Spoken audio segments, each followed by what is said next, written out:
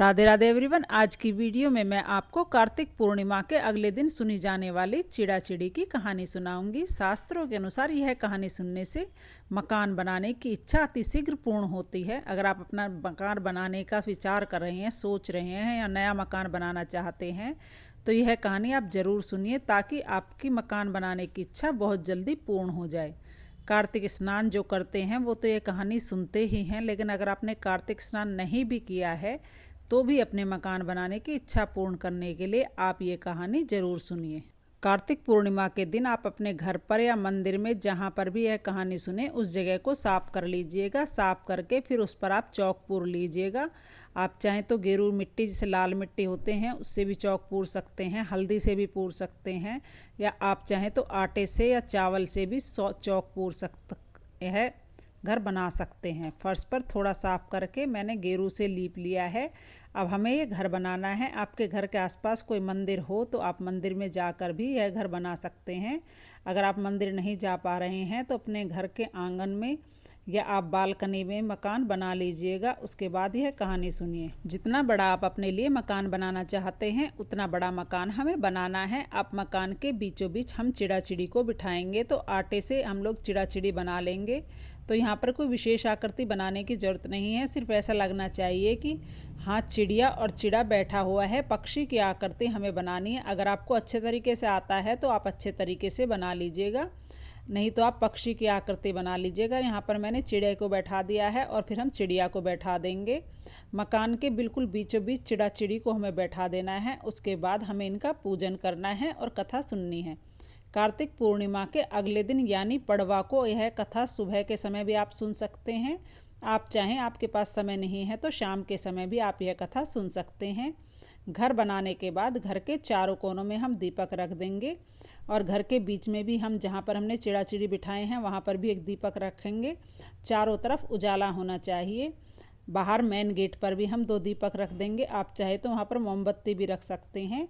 इसके बाद जल के छींटे लगाकर हम शुद्धिकरण कर लेंगे और सारे दीपक जला लेंगे। आप चाहें तो ये दीपक सरसों के तेल से भी जला सकते हैं, घी के भी जला सकते हैं या तिल के तेल के भी जला सकते हैं। फिर हम पूजा शुरू करेंगे। तो सबसे पहले वस्त्र के रूप में हम कलावा समर्पित कर देंगे। रोली से हम तिलक कर देंगे। दियों को भी हम तिलक कर देंगे। चिड़ा चिड़ी को भी हम तिलक कर देंगे। उसके बाद चावल समर्पित कर देंगे तिलक के ऊपर, और भोग के रूप में हम खील बतासे समर्पित करेंगे। घर के सभी कोनों में हम खील बतासे रखने हैं ताकि पूरा घर अन्न से भरा रहे। इस तरह से हम पूजा कर लेंगे। खिचड़ी का भोग इस दिन हमें ज़रूर समर्पित करना है, क्योंकि इस दिन मूंग चावल की खिचड़ी का दान जरूर करें और साथ में दक्षिणा भी रख देंगे। इस तरह से हम पूजा करनी है। फिर 1 लोटा जल लेकर हम चिड़ा चिड़ी की कथा सुननी है। तो 1 लोटा जल मैंने ले लिया है हाथ में और चावल की खिचड़ी के दाने मैंने ले लिए हैं। फिर हम चिड़ा चिड़ी की कथा शुरू करेंगे। तो चलिए मैं आपको चिड़ा चिड़ी की कहानी सुना देती हूँ। बहुत समय पहले की बात है। 4 चिड़ियाँ थी, चारों आपस में सहेलियाँ थी। चारों कार्तिक स्नान करती थी। आई पड़वा, चारों ने सोचा चलो खिचड़ी बनाएं। एक चिड़िया चावल ले आई, एक चिड़िया दाल ले आई, एक चिड़िया घी लेकर आई। सब ने मिलकर खिचड़ी बनाई। सब ने सोचा पहले नहा कर आते हैं, फिर बैठकर आराम से खिचड़ी खाएंगे। पहले एक चिड़िया आई, उसने भूख लगी हुई थी, वो बाकी चिड़िया अभी नहीं आई थी, तो उसने खिचड़ी की भाप को सूंघ लिया। दूसरी चिड़िया आई, उसने पानी पी लिया। तीसरी चिड़िया आई, उसने खिचड़ी खा ली। चौथी चिड़िया आई तो सिर्फ खुरचन ही बचा था, उसने खुरचन खा लिया। चारों चिड़िया मर गईं। जिस चिड़िया ने भाप खाई थी वो चिड़िया राजा के घर राजकुमारी बनी। जिस चिड़िया ने पानी पिया वो कुम्हार की बेटी बनी। जिस चिड़िया ने खिचड़ी खाई थी वह ब्राह्मण की बेटी बन गई, और जिस चिड़िया ने खुरचन खाई थी वह हथनी बन गई। कुम्हार की लड़की राजा के यहाँ दासी बन गई, ब्राह्मण की लड़की राजकुमारी की सहेली बन गई, और हथनी भी राजा के यहाँ पर ही रहती थी। यानी चारों सहेलियाँ फिर से एक जगह ही इकट्ठी हो गईं। राजकुमारी को पिछले जन्म की सारी बातें याद थी। जब राजकुमारी की शादी हुई तो विदा हो रही थी, तो उस समय राजकुमारी ने अपने पिताजी से कहा, पिताजी मेरी सहेली और दासी मैं दोनों को अपने साथ लेकर जाऊंगी। राजा ने कहा ठीक है, तुम लेकर चले जाओ। उसके बाद विदाई होने लगी तो राजकुमारी ने जाने से मना कर दिया। राजकुमारी से राजा ने पूछा अब तुम्हें क्या चाहिए? तो राजकुमारी ने कहा मुझे हथनी चाहिए, मैं तो इसको हथनी को साथ लेकर जाऊंगी। राजा ने नौकरों से कहा कि हथनी को लेकर आओ। राजा के नौकर हथनी को ले जाने के लिए गए, लेकिन हथनी उठी ही नहीं। सबने बहुत कोशिश की, हथनी को कोई उठा ही नहीं पाया। तब राजकुमारी ने कहा कि मैं इस हथनी को उठाऊंगी। राजकुमारी हथनी के पास गई। उसने पिछले जन्म की सारी बातें उसके कान में कही, जिसे सुनकर हथनी खड़ी हो गई। राजा यह सब देखकर हैरान हो गया। राजा ने तुरंत तलवार निकाल ली और कहा, सच सच बताओ तुम कौन हो, नहीं तो मैं तुम्हें जान से मार दूंगा। तुम तो बहरूपिया हो, तुम तो जानवरों से बात करती हो, तुम मेरी बेटी नहीं हो सकती, तुम तो कोई बहरूपिया हो, सच सच बताओ, मैं तुम्हारा सिर नहीं तो कलम कर दूंगा। तब राजकुमारी ने हाथ जोड़कर कहा, पिताजी मैं तो आपकी बेटी ही हूँ। पिछले जन्म में हम 4 चिड़ियाँ थी, हमने कार्तिक स्नान किया था, पड़वा के दिन खिचड़ी बनाई थी। फिर सारी बात राजकुमारी ने अपने पिताजी को बता दी। राजा ने कहा, कार्तिक स्नान और पड़वा के दिन कहानी सुनने और खिचड़ी दान करने का अगर इतना बड़ा महत्व है, इतना बड़ा पुण्य है, फल मिलता है, तो हम भी कार्तिक स्नान जरूर करेंगे। पड़वा के दिन खिचड़ी बनाकर दान करेंगे और खिचड़ी खाएंगे। उसके बाद से राजा ने पूरे नगर में ढिंडोरा पिटवा दिया कि सभी लोग कार्तिक स्नान जरूर करें। कार्तिक पूर्णिमा के अगले दिन पड़वा को चिड़ा चिड़ी की कहानी सुने, अपने ठाकुर जी को खिचड़ी का भोग लगाएं और स्वयं भी खिचड़ी खाएं, खिचड़ी का ही दान करें। हे भगवान, जैसे आपने राजा की बेटी की सुनी, वैसे सबकी सुनना। इस कहानी को कहते सुनते हुंकारा भरते सबकी मनोकामनाएं पूर्ण करना, सबके घर को अन्न धन से भर देना, सबकी मकान बनाने की इच्छा पूरी करना। यह थी चिड़ा चिड़ी की कहानी। कोई भी कहानी अकेले नहीं सुनते हैं, इसलिए हमें गणेश जी की कहानी भी जरूर सुननी चाहिए। तो चलिए मैं आपको गणेश जी की कहानी सुनाती हूँ। एक बार एक बुढ़िया आई थी।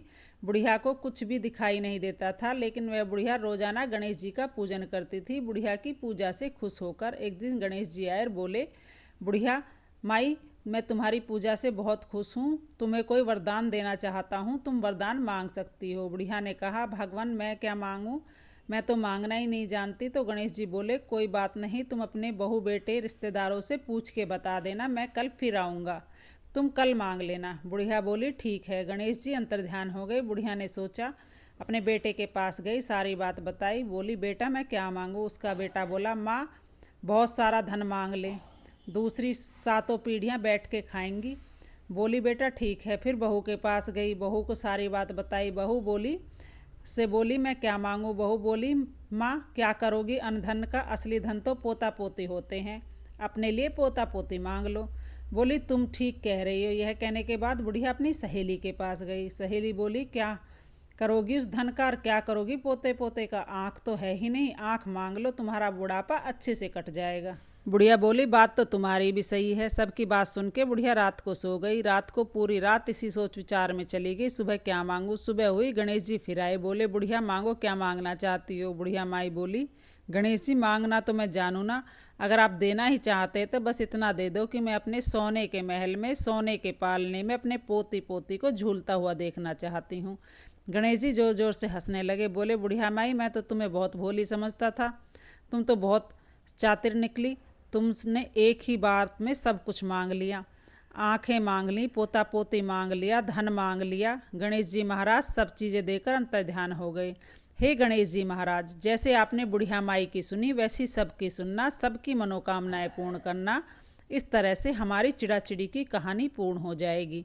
कहानी सुनने के बाद जो हमने चावल की खिचड़ी हाथ में ली है, वो हम चिड़ा चिड़ी की और जल के लोटे में डाल देंगे। बाकी जो चावल के दाने हैं वो हम दान कर देंगे, या आप चाहें तो छत पर डाल सकते हैं। इस तरह से हमें कहानी सुननी है। कहानी सुनने के बाद हाथ जोड़कर प्रार्थना करेंगे, हे भगवान, जैसे सबकी मनोकामनाएं पूर्ण हुई, वैसी हमारी मनोकामना पूर्ण करना। अगर कोई गलती रह गई हो तो क्षमा करना। इसके बाद जल का लोटा हम सूर्य देवता को अर्घ दे देंगे, और जो खील बतासे हमने भोग में समर्पित किए हैं, इसको प्रसाद के रूप में सभी के सदस्यों में बांट देंगे। इसके बाद जो खिचड़ी और दक्षिणा हमने चढ़ाई है, ये हमें दान करनी होती है। पड़वा के दिन आप खिचड़ी बनाकर भी दान कर सकते हैं, कच्ची खिचड़ी का भी चावल और मूंग दाल लेकर दान कर सकते हैं। अपने ठाकुर जी को भी इस दिन आप खिचड़ी का भोग जरूर लगाइएगा, स्वयं भी खिचड़ी खाइएगा। जैसा कि मैंने आपने बताया कि कार्तिक पूर्णिमा के अगले दिन पड़वा को आप चाहें तो पूजा सुबह में कर कर कहानी सुन सकते हैं, आप चाहें तो शाम के समय भी यह कहानी सुन सकते हैं। कहानी सुनने के बाद 3-4 घंटे जब हो जाएंगे, हमारे दीपक शांत हो जाएंगे, तब हम खिचड़ी को दान कर देंगे। और जो मकान हमने बनाया है, अगर आपने मंदिर में बनाया तो आप उसको ऐसे ही छोड़कर आ जाइएगा। अगर आपने घर में बनाया है तो कहानी सुनने के 4-5 घंटे बाद आप ये मकान साफ़ कर दीजिएगा। इस मकान को हमें कपड़े से साफ़ करना है, झाड़ू वगैरह नहीं लगानी है। ये आटा आप चाहे तो गाय को खिला सकते हैं, चींटियों को डाल सकते हैं। और चिड़ा चिड़ी हैं, खेल बतासे हैं, इनको भी आप भोग के रूप में चींटियों को डाल सकते हैं। चिड़ा चिड़ी की कहानी सुनने के बाद ही कार्तिक स्नान पूर्ण होता है। जो लोग कार्तिक स्नान करते हैं वो पड़ाक दिन ये कहानी ज़रूर सुनते हैं, क्योंकि इस कहानी के बिना कार्तिक स्नान पूर्ण नहीं होता है। जिन लोगों को अपना मकान बनाने की इच्छा है, वो मकान बनाने की सोच रहे हैं, वे इस कहानी को ज़रूर सुनते हैं, क्योंकि यह कहानी सुनने से मकान बनाने की इच्छा अति शीघ्र पूर्ण होती है। तो आपकी चिड़ा चिड़ी की यह कहानी कैसी लगी कमेंट करके ज़रूर बताना। वीडियो अगर आपको पसंद आई हो, वीडियो आपके लिए थोड़ी भी यूज़फुल हो, तो प्लीज़ वीडियो को लाइक कर देना, मेरे चैनल को सब्सक्राइब कर लेना। मिलते हैं अगली वीडियो में। आपकी मकान बनाने की इच्छा भगवान अति शीघ्र पूर्ण करे, इसी कामना के साथ। जय श्री कृष्णा। राधे राधे।